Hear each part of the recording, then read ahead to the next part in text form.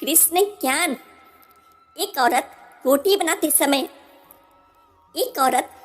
बनाते बनाते ओम भगवते वासुदेवाय नमः का जाप कर रही थी। अलग से पूजा का समय कहाँ निकाल पाती थी बेचारी, तो बस काम करते करते ही भगवान को याद कर लेती थी।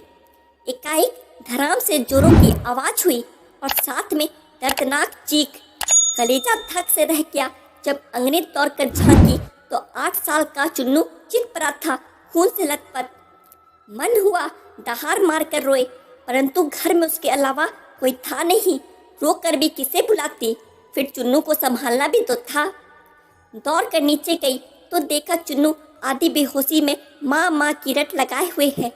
अंदर की ममता ने आंखों से निकलकर अपनी मौजूदगी का एहसास करवाया।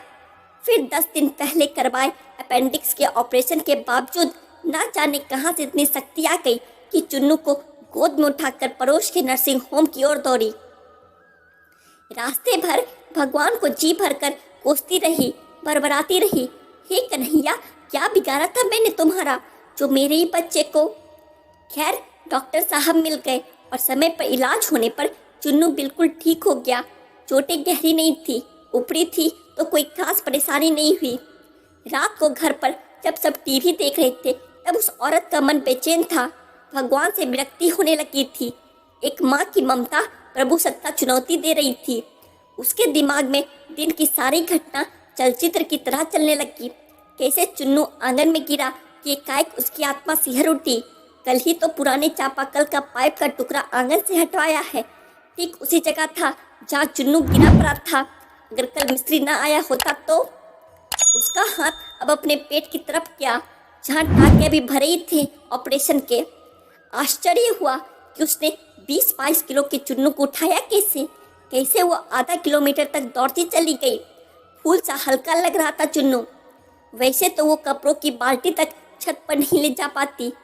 फिर उसे ख्याल आया कि डॉक्टर साहब तो 2 बजे तक ही रहते हैं और जब वो पहुंची थी तो 3:30 बज रहे थे।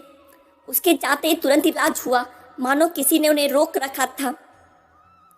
उसका सर प्रभु चरणों में श्रद्धा से झुक गया।